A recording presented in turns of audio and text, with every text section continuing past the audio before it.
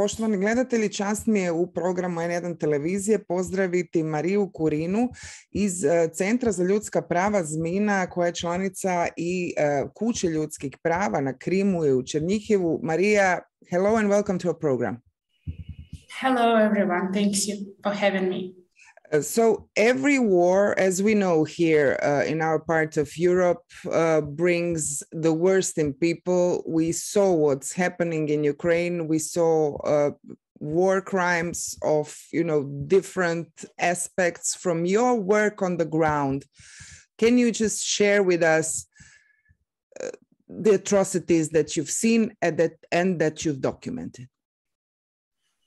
Yes, I work for Human Rights Center Zmina, and our organization has been documenting human rights violations in the occupied Crimea and temporarily occupied territories of Luhansk and Donetsk, eastern part of Ukraine, for 8 years, because the war started not 24th of February, the occupation started 8 years ago, but now we see this full-scale invasion and atrocities around major areas in Ukraine. Our coalition, which started from the very second day to document, coalition of civil society human rights organizations, started to document violations and alleged war crimes during this Russia's invasion. Even for human rights defenders with quite a lot of experience, it is very difficult to perceive all this information when we face mass graves in the 21st century in Europe, in Mariupol, huge city port on the south of Ukraine, in Bucha. This is just Kiev suburb of little cities close to Kiev, and we fix almost all war crimes we can according to the international humanitarian law. We face sexual abuse, sexual harassment, raping of children, of women, of men. We fix a lot of abductions, especially on the temporarily taken, temporarily occupied, newly occupied territories in Zaporizhzhia region, in Kherson region, in Mariupol, and this is very, very worrying because this is also a method of terror of local communities when people who are vocal enough that these territories is Ukraine, these territories are Ukrainian, they are abducted, they are threatened, they are tortured. There are also extrajudicial killings, ill treatment.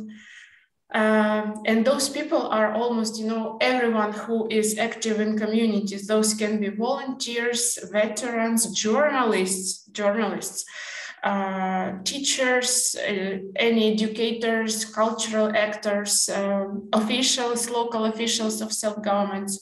And this is very worrying. We try to be vocal also about them. We started a campaign which is called #TheTaken in Twitter and other Facebook. Because we think that we have to share all the names, all the stories for the world to know, and for Russia's perpetrators to know that we know, and we will keep them, we will bring them to justice. Talk about the importance of accountability and fighting impunity, of course, in this conversation, but you've mentioned Bucha, which became a paradigm of horror in Ukraine. We also, the pictures of people on the streets, you yourself, we spoke at one conference several days ago. You described a really horrible story that your organization basically documented also. Can you share that with us? Because I think it's also important for people to hear the scale of horror. Yes, and unfortunately, this is so terrifying that even for us, we could not have imagined this level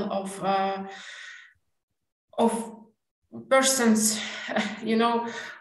treatment of another person. This is really horrible, and we call it massacre. And even, well, for now, we call it genocide because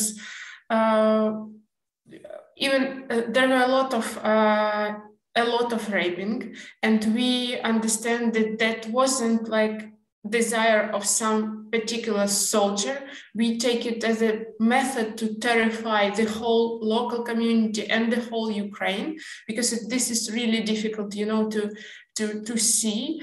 And there were little cities and little settlements. People were basically hiding in basements and in shelters.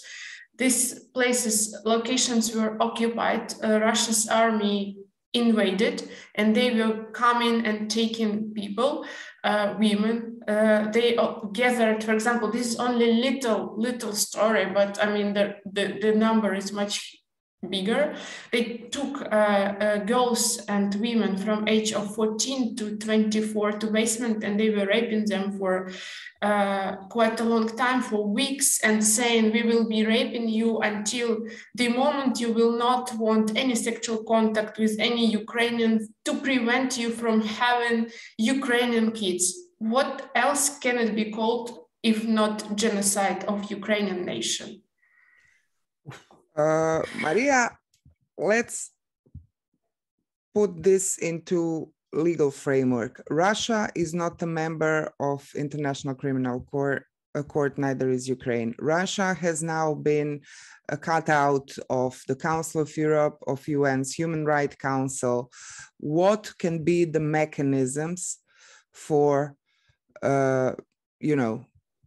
accountability, for bringing the perpetrators to the court, being them the persons you just described, or higher in the hierarchy? We know how the wars were treated previously in terms of persecuting war crimes. Yes, of course, we all in Ukraine and international community who is working with war crimes, we all understand that this is not the process which will be easy. But now a lot of institutions, international institutions, and Ukrainian civil society are gathering together and joining the common efforts. There is a lot of work are made on ground. General prosecutor and other law enforcement institutions are working hard to document everything in liberated settlements. They are about to finish in Kyiv region. They excavated a lot of Ukrainians who were killed there. And yes, Russia is not a part of ICC, but it doesn't prevent high-rank officials for not being prosecuted.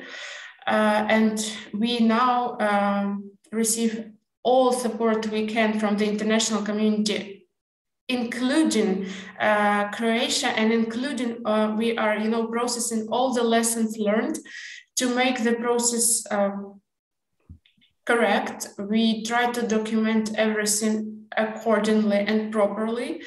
And we understand that it is better to make it a bit slower, but to document and to save all the evidence and to process everything in accordance, in order later to use these evidences to bring perpetrators to justice.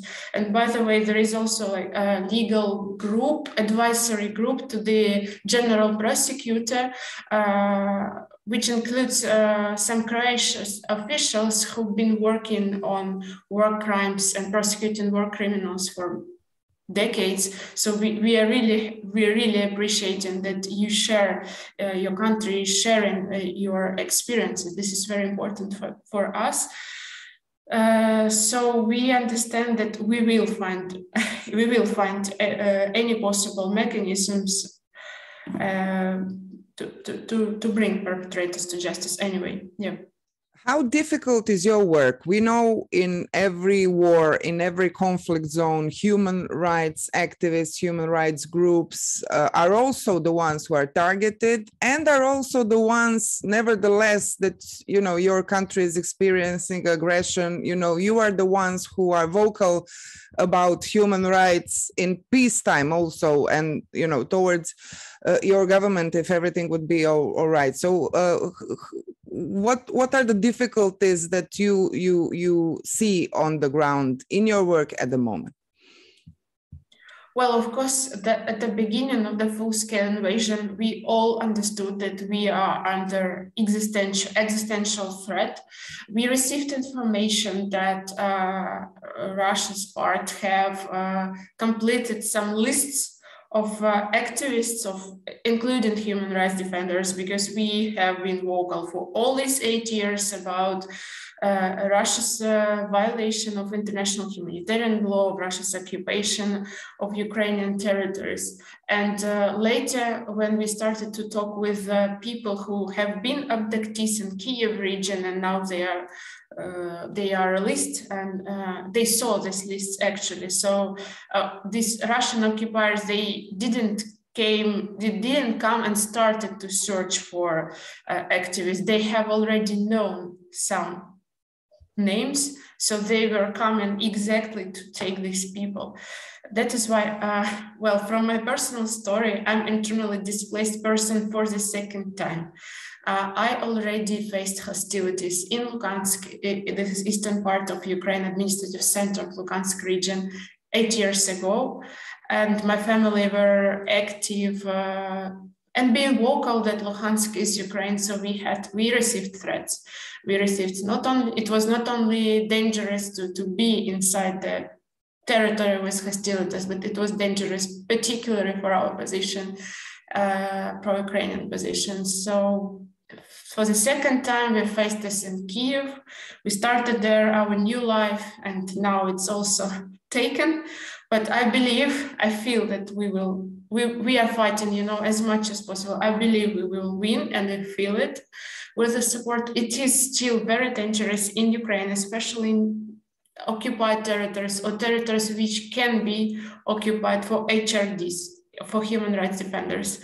So but this is also a method of terror, when we see that this is so dangerous and there are messages from government people, please evacuate. But this is, also kind of forced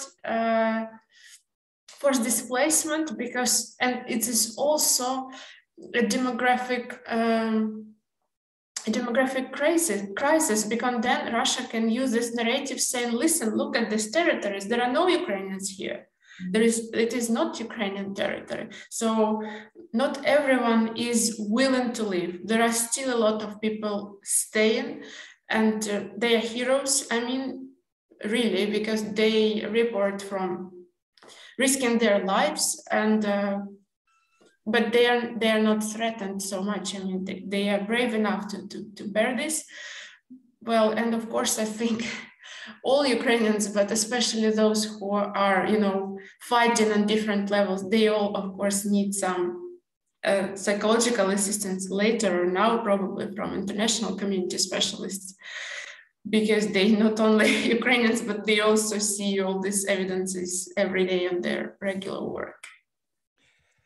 Maria, there are thousands of questions, but we will surely be in contact because the job that you're working on and the institutions that you've mentioned are there. So just tell me for the end, personally, what is that you will need? How important for you is the, let's say, help of other human rights NGOs around Europe? And maybe just to tell us, because it's always a question now, a lot of human rights activists in Russia were detained. A lot of them fled Russia. So how important for the future, because, you will be at certain point of history, your neighbors. How can this cooperation be built or rebuilt or stay strong for the future and for what you just described, fighting impunity and bringing, perpetrators and founding accountability about what has been done in the aggression on Ukraine? Thank you. First of all, I just would like to say thank you for people of Croatia who are helping just regular people, refugees, survived, I would say. I do not like the word refugees. I also would like to say that Croatia may help to, support Ukraine in prompt accession to the EU, to receive membership of the EU. Once we are in the EU, we can prosecute the war crimes faster, being in one legal framework with the European Union. And this will also help us inside society, because we will have, for example, some benchmarks in order how to enter to receive membership faster, and that will help Ukrainian society and Ukraine as a state, to complete all the home tasks we can, like corruption, etc. Because when we were preparing for visa liberalization regime, we also had these home tasks, and our government did really well. I mean, we completed a lot, so now we have visa-free regime, and we are very grateful for this. But this will also help civil society in Ukraine to put some pressure on the government, to complete all this faster. We already, Ukraine as a state, completed this questionnaire for membership to the EU, and our organizations were helping to complete it in the sphere of freedom of speech, freedom of association, freedom of religion. So we really need the support of European countries and civil society to help us to go back to our European family, because we are Europe, and we proved we can fight for Europe, we can fight for democracy and for our human rights values. And yes, it is very important for such countries as Croatia to share your experience in documenting war crimes, in prosecuting war criminals, and share your lessons learned. I know you've been through a lot, and it wasn't easy experience, but you have it, and we will really appreciate your support. Speaking about Russian human rights defenders in civil society, I think Ukrainian civil society is in touch with those really, people who are truly defend democracy and human rights. We are all in touch. I mean, there is no special necessity to reunite, because we've been working for all these years with these people. They were voices of actual voices reporting about human rights violations in Russia. And well, I'm just very skeptical, and I think everyone should be cautious, when there are platforms for Russian propaganda, etc. Because even in human rights sphere and in civil society, there are so-called defenders, but they can, also spread this pro-Russian narratives. So we all should be critical. We should use critical thinking to understand, are these people really reporting about violations of human rights, or they are, supporting government and supporting their authoritarian regime. Mariom Kurinna, thank you so much, and stay safe, please, and keep up this very important work for the future of Ukraine, and for for all the victims to have a legal closure, if nothing else. Thank you so much. Thank you, Ivana. Slava Ukraini.